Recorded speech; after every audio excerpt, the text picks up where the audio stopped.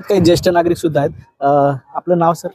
मी विनायक मोहनराव फुलंब्रीकर, विनायक महाराज म्हणून या पंचकृषीमध्ये कार्य करतो आहे। आता जी काही महानगरपालिकेचा पहिला होणारा महापौर, या महापौरांकडून आपल्या काय अपेक्षा असतील?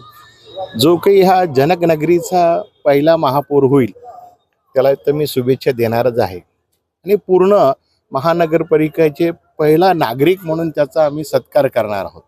पण त्यांनी सुद्धा मानवहिताच्या दृष्टिकोनातून मानवतावादी संपूर्ण प्रबोधन, मौलिक दृष्ट्या जे काही नगरपरिषदेचे अधिकार आहे मूलभूत, हे सर्व अधिकार त्यांनी सामान्य जनतेपर्यंत पोहोचवले। दुसरी गोष्ट अशी आहे की महाराष्ट्रामध्ये मराठीला वाव आहे आणि राष्ट्रभाषा, राज्यभाषा म्हणून सरकारने ही गृहीत केलेली आहे। महापौरांनी मराठी शाळेकरता योगदान या जालन्यामध्ये देण्यात यावं। ज्याप्रमाणे इंग्लिश स्कूलची व्यवस्था आहे त्याच धर्तीवर मराठी शाळा नगरपरिषद, महानगरपालिकेच्या असाव्यात।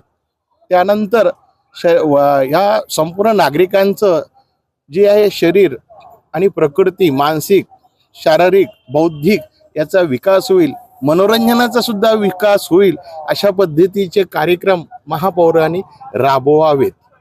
जेणेकरून आलीला जो काही 100 रुपयाचा भाग आहे तर 100 रुपये सुद्धा सामान्य माणसाकरता खर्च व्हावे व सगळ्यांना एकमेका सहाय्य करू, अवघे धरू सुपंथ, या महापौराकडून आम्हाला अपेक्षित आहे।